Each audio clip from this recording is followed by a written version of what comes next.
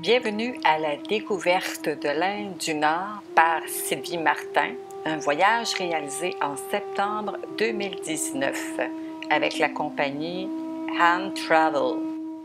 L'Inde est le deuxième pays le plus peuplé au monde. Il est très fort en informatique. Ils ont 3 problèmes majeurs, la religion, l'éducation et la surpopulation. À New Delhi, que nous allons présentement visiter, il y a 2 parties, soit la vieille ville et la nouvelle ville. Beaucoup de bruit, beaucoup de trafic, beaucoup de personnes.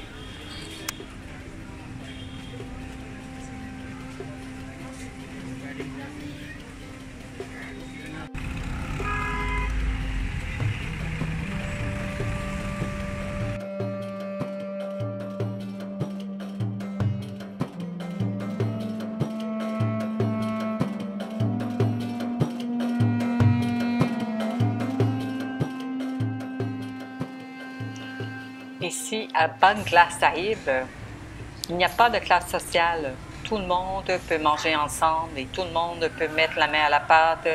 C'est du bénévolat.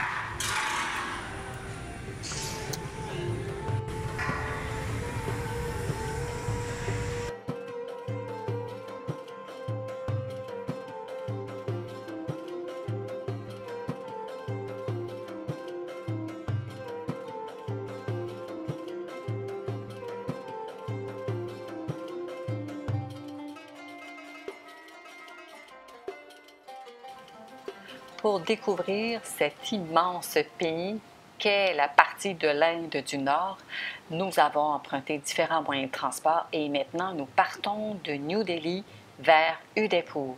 Embarquez!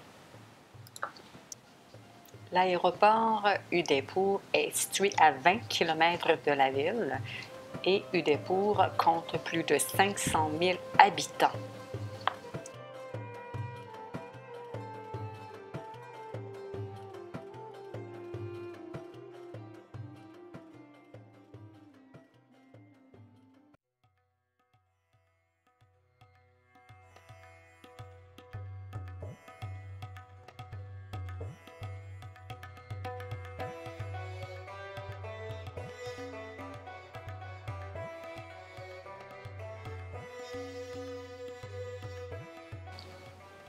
Après avoir visité des musées extraordinaires, nous avons fait un tour sur le lac Pichola où nous découvrons des jardins majestueux, des immenses palais, dont un accessible pour voir l'extérieur seulement.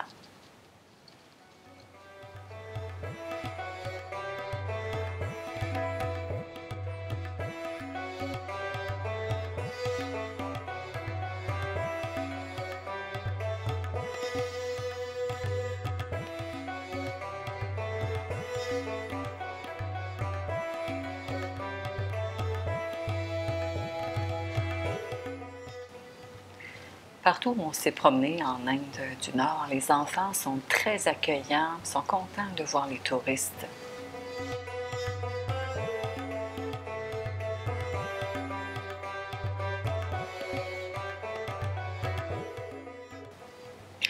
J'ai été agréablement surprise des magnifiques paysages que j'ai découverts en Inde du Nord à couper le souffle. Et aussi des animaux surprenants en nature libre qui s'approchent des humains. Mais il faut faire attention. Fascinant, ce temple dans le mont Raveli. Les sculptures sont incroyables. Il y a des détails partout autour. Il y a des milliers d'heures de travail, des milliers d'hommes qui ont façonné ce temple. Partout où on regarde, il y a quelque chose à découvrir. Tout ça en lien avec des croyances. C'est très bien expliqué. Il y a un audio guide pour faire la visite.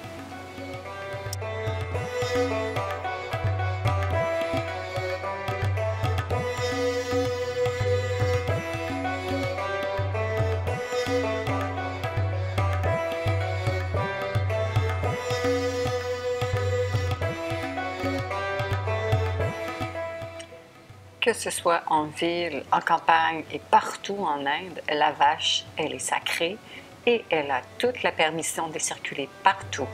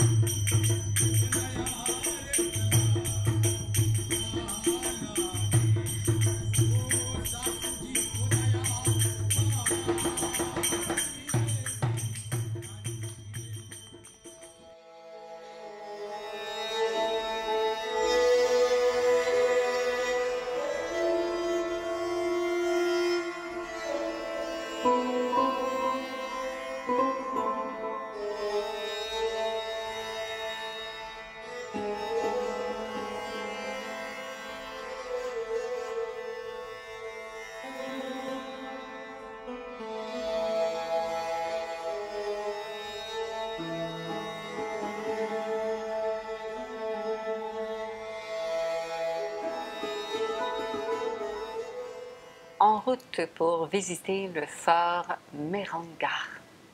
Extraordinaire endroit. Du haut de son sommet, nous pouvons apercevoir au loin, vraiment très loin, le Taj Mahal, que nous allons visiter dans pas très longtemps.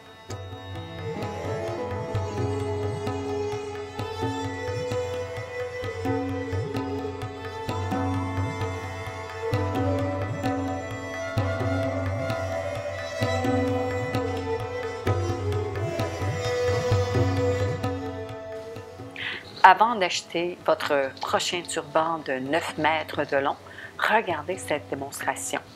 C'est plus facile à deux.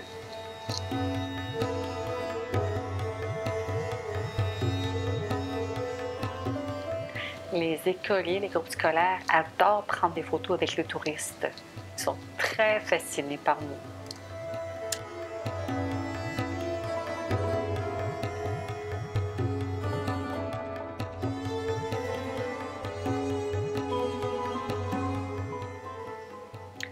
Jodhpur est la ville bleue qui compte plus de 2 millions d'habitants et s'est fondée au 15e siècle, soit en 1459. Vous voyez ici l'hôtel dans lequel nous avons logé, très bien placé.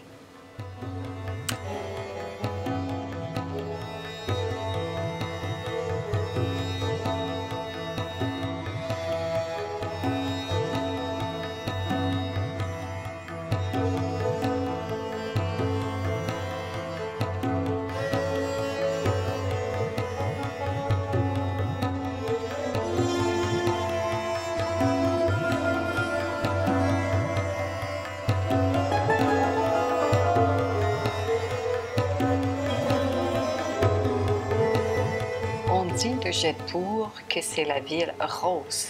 C'est une ville récente. Elle a été fondée au 18e siècle, en 1727. La couleur jaune pour l'or et la richesse.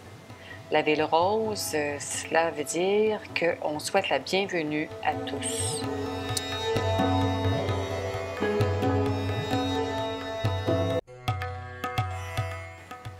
Voici le fort Amber.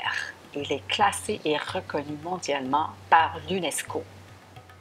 Un incontournable aussi lors de votre visite en Inde.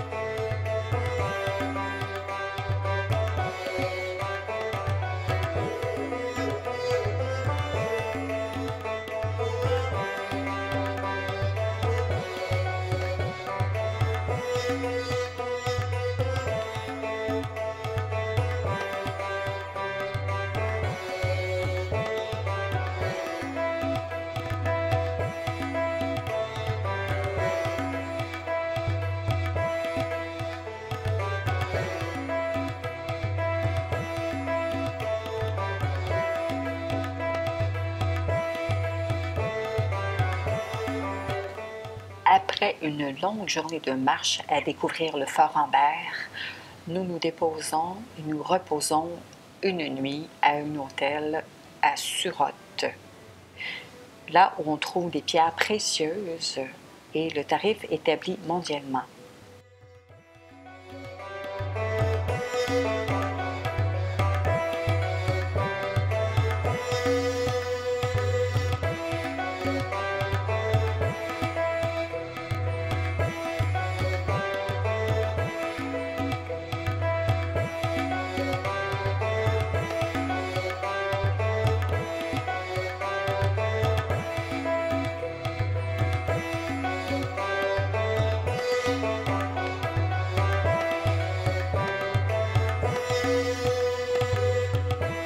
Nous visitons maintenant Fatehpur Sikri à Agra, une architecture hindoue et musulmane.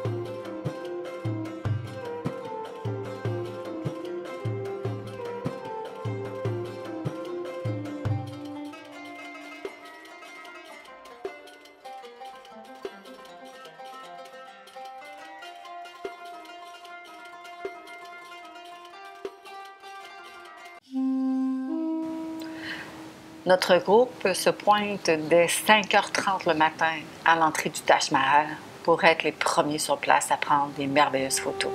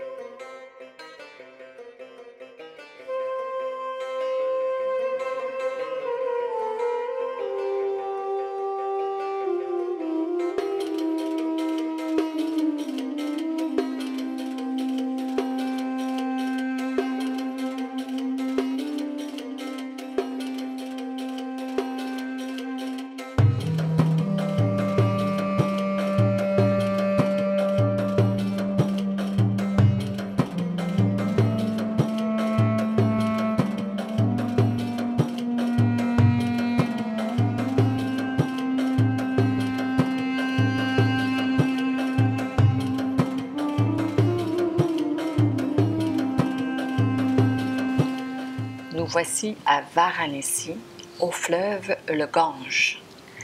Ce fleuve, c'est le lieu où se retrouvent des milliers de pèlerins qui viennent se purifier dans l'eau sacrée.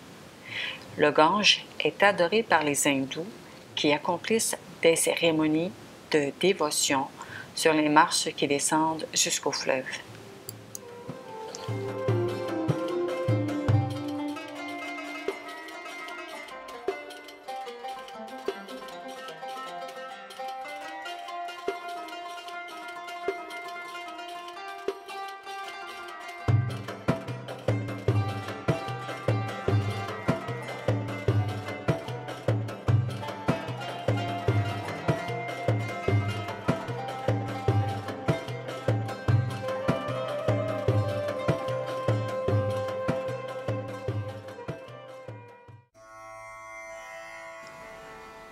Nous voilà en petite excursion à Sarnath, le berceau de l'enseignement bouddhiste. C'est ici que Bouddha prêcha son premier sermon en 528 avant notre ère. Nous allons découvrir des ruines du temple de Sarnath et son musée qui abrite de remarquables représentations de Bouddha.